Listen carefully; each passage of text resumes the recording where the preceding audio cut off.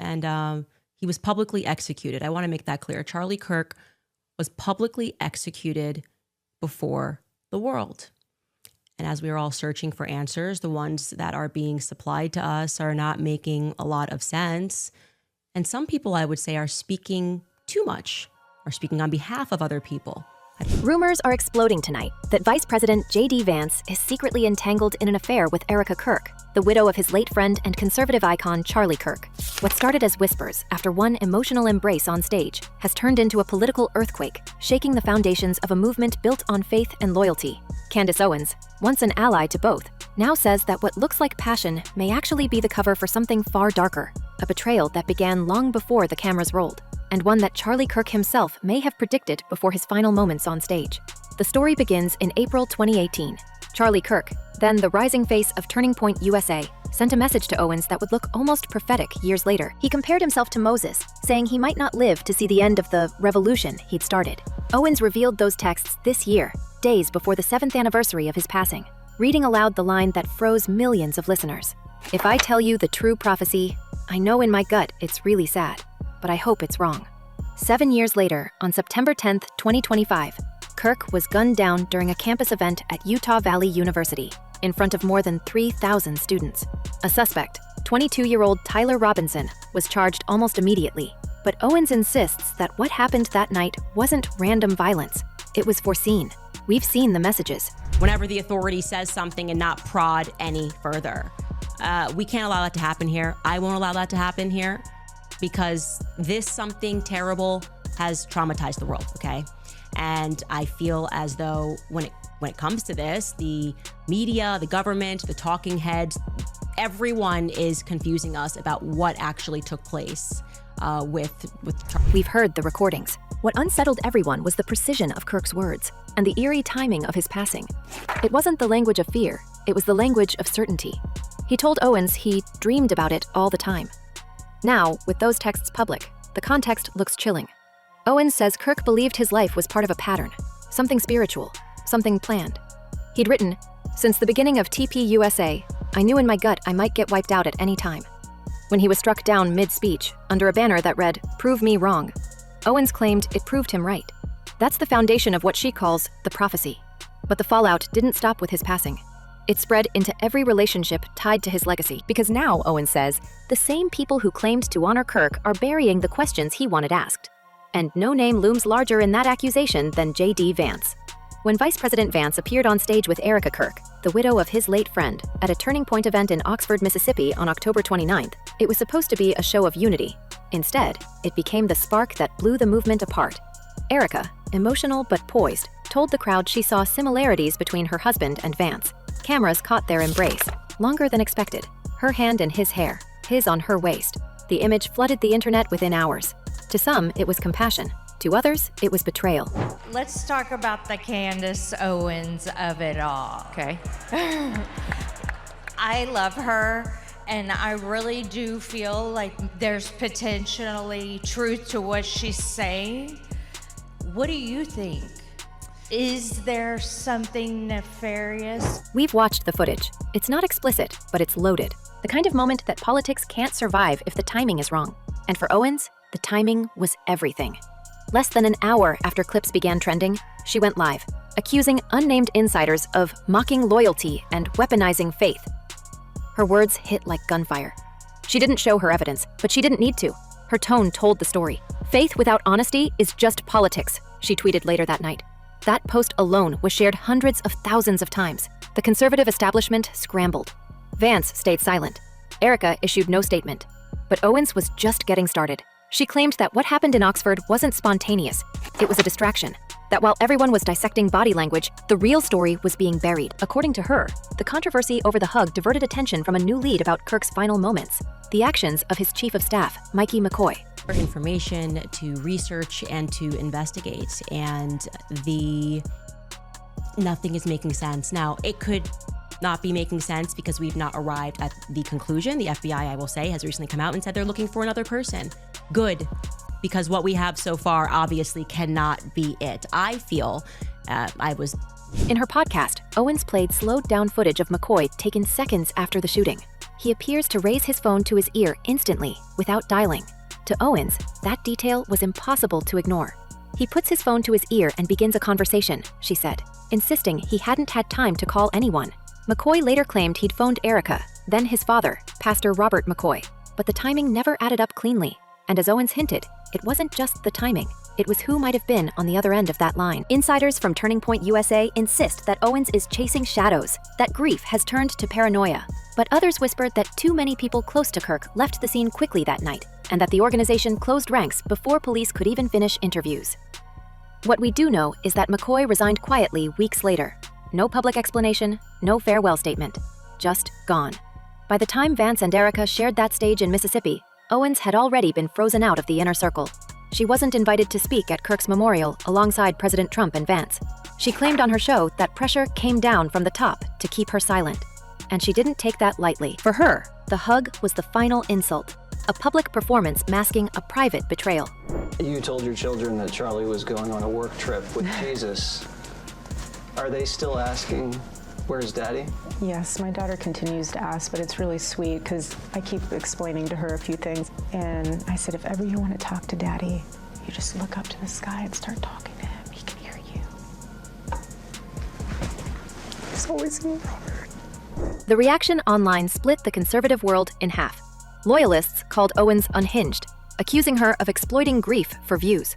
But her supporters, many of them former Turning Point staffers, say she's exposing what others are too afraid to name, that the movement has been corrupted from within, and that Kirk's passing wasn't the end of the story, but the beginning of a cover-up. We can't ignore the coincidences piling up. Erika's appointment as CEO of Turning Point just weeks after her husband's funeral. Her sudden closeness with Vance, now vice president and the face of the next generation of the party. And Owens, the former insider turned exile, claiming she's the only one still fighting for the truth. Every move feels strategic.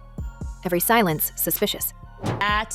She really is just the moment. The speech that she gave, everybody was just wowed by her.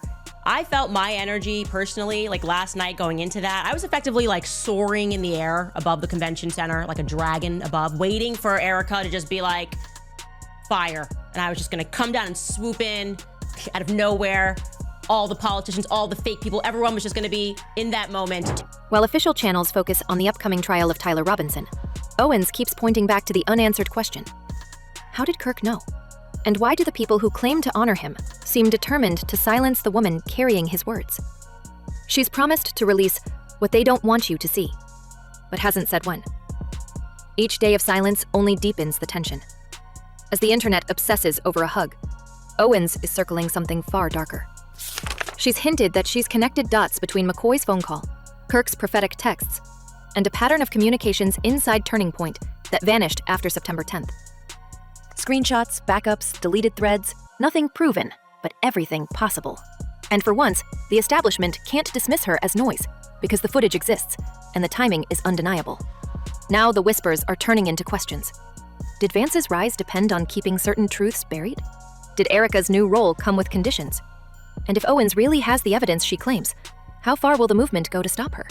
Because while the internet keeps replaying that hug in slow motion, we're watching something bigger unfold behind the curtain. The lines between loyalty and deception are blurring, and it's becoming harder to tell who's protecting Charlie Kirk's legacy and who's rewriting it. The question isn't just what happened between J.D. Vance and Erika Kirk. It's what Charlie Kirk knew and who didn't want that truth to get out. I watched my friend get shot in the neck. Yeah, that's what happened. I just want to say that he was publicly executed again before the world. The question is why, right? This was never about love. It was about power and the lengths a movement will go to protect its own. We can see it now, the pattern stretching back years before the cameras, before the embrace, before the silence. When Charlie Kirk sent those 2018 texts to Candace Owens, warning that he might be wiped out at any time, he wasn't talking in metaphors. He knew something. He sensed something closing in. And whether that intuition came from fear or foresight, it has defined every moment since his final speech. Owens says those words weren't just paranoid ramblings. They were a message he left for the day someone would need to pick up where he left off. And now, she believes that day has arrived. When Owens returned to her show after the Mississippi event, she didn't focus on the personal drama anymore. She aimed higher. She claimed the real problem wasn't J.D. Vance's private life. It was money. The donors are not good, she said. her voice almost shaking. We've heard that line repeated in clips across social media, always followed by the same question: what did she mean? To some insiders, that phrase hinted at foreign money in Turning Point's accounts, possibly linked to political influence. Others say it referred to a handful of mega donors who quietly pushed for Vance's rise long before Charlie Kirk's passing. Either way, it reframed everything. Suddenly, the embrace on stage looked less like grief and more like consolidation. You get some kid who has a boyfriend who's a furry, and you talk to him on Discord. I think he's a furry. I don't want to disrespect. I don't know if that's a real thing. His boyfriend's definitely a guy who became a girl. And wears furry stuff. I think they do furry furry games, excuse me. We know that Kirk's organization was flush with millions of dollars in contributions from major conservative backers. But Owens says those funds came with strings attached, and that Kirk himself had grown uneasy about the people pulling those strings. He was still publicly loyal, still the smiling face of campus conservatism. But privately, he was warning Owens that the revolution might end with him gone. If his prophecy was right, the silence that followed his passing begins to make sense. Because if a man truly believed he might be erased, we have to ask, who would benefit from that silence? Owens's theory, dismissed by Turning Point executives as disgusting, links 3 moments: Kirk's prophecy in 2018, Mikey McCoy's unexplained phone call on September 10th, and Vance's public alliance with Erika Kirk 7 weeks later. Taken separately, they are coincidences. Together, they look like a line connecting motive, means, and reward. And in the middle stands a movement terrified of admitting its fractures. Meanwhile, a new piece of the story has quietly slipped into view. Usha Vance, once a constant presence at her husband's side, has not been seen publicly since that October 29th event in Oxford. No press appearances, no social posts, no campaign photos. Her absence is so complete that even her closest friends have stopped commenting. Sources close to the Vance team insist she's simply focused on family, but that phrase has become code for damage control. In Washington, whispers say she was blindsided by the viral footage and withdrew before the media could make her part of the spectacle. Others suspect something colder, that she's being advised to disappear until the story burns out. Either way, the silence around her has become its own headline. Audience that's yelling, "I shot him, now shoot me. I shot him, now shoot me." And then that guy gets arrested for child charges. Like, he's like, what is going on here? And then you find this rifle, and then you say, oh, he assembled it and he reassembled it. Like, okay. If I wish I was a cop, I'd sit in a room like, this story is horrible. Inside Turning Point, the damage is visible. Several former staffers claim that internal group chats were deleted the week after Owens began hinting about her evidence. One described a digital purge meant to eliminate anything that could be taken out of context. Another said employees were instructed to avoid talking to reporters, even off the record. None of this proves Owens's theory, but it doesn't disprove it either. When an organization known for media control suddenly starts erasing its own history, we can't help wondering what's left behind. And then there's the question of Erika Kirk herself. Since that Fox News interview, she's doubled down on the call for transparency in the upcoming trial of Tyler Robinson, the man accused of taking her husband's life. "There were cameras all over my husband when he was taken," she said tearfully, urging that cameras be allowed inside the courtroom.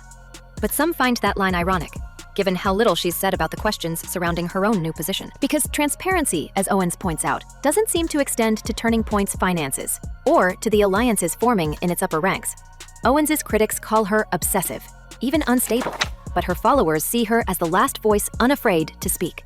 She posts scripture instead of statements, letting the verses do the talking.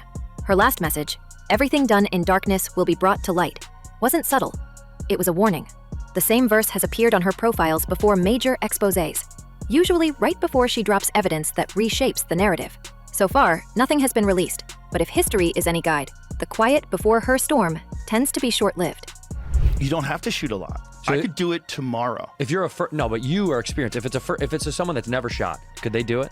100%. Not Really? if they've never shot. They wouldn't know where to look. They'd have a hard time acquiring like when you look through a scope, like when the reticle is weird. Like it's sometimes Takes a minute. You got to know the distance that you have to be from it to really line it up in your sights.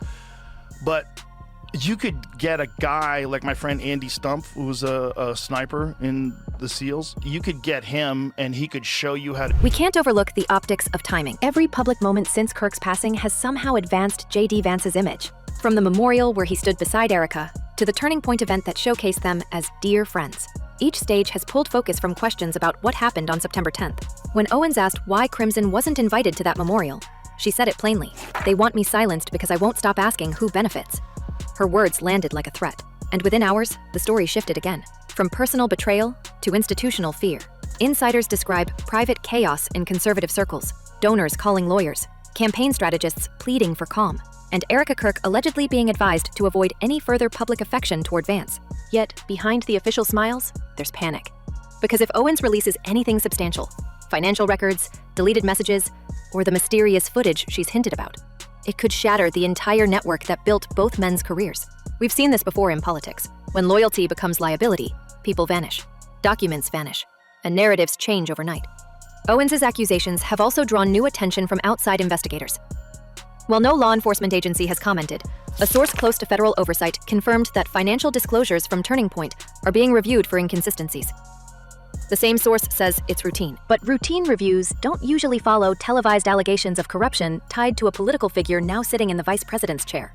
That overlap alone could be catastrophic if substantiated. We've watched this pattern too many times to ignore it. First comes denial, then distraction, then rebranding. The movement that once called itself a family is now fracturing in real time. Its leaders avoiding one another, its members whispering about loyalty tests. And yet, despite the tension, no one has dared to confront the question Owens keeps repeating. How could Charlie Kirk describe his own end so precisely, unless he'd seen the forces aligned against him? Some say she's using prophecy as spectacle. Others believe she's decoding a message he left behind. Either way, the story no longer belongs to J.D. Vance, Erika Kirk, or even Candace Owens. It belongs to the millions watching, trying to decide who to believe. The public may not have proof, but they have instinct. And instinct says the truth is bigger than an embrace. All right, you guys, we're going to jump right into this with no introduction. There's a lot that I would like to speak with you guys about. Can't wait to hear your feedback. A lot of lies that are being put out there, narratives that I would say are half-truths or just misrepresentations entirely. Now, as Owens prepares her next broadcast, the stakes couldn't be higher. If she has the evidence she claims, it could expose more than a scandal. It could reveal the machinery behind one of the most powerful movements in America. If she doesn't, she risks losing everything, credibility included. But that's what makes her silence so unnerving. When Candace Owens stops talking, history suggests she's about to drop something no one is ready for. The real question isn't whether J.D. Vance's career survives this, it's whether the truth about Charlie Kirk's passing will ever see the light of day, or if the movement he built will bury it forever. So what do we believe? Prophecy or politics? Faith or manipulation? Let us know what you think in the comments, because this story isn't over. We'll be watching, waiting, and when the next revelation breaks, we'll be right here to tell you what really happened. Until then, keep your eyes open and don't blink.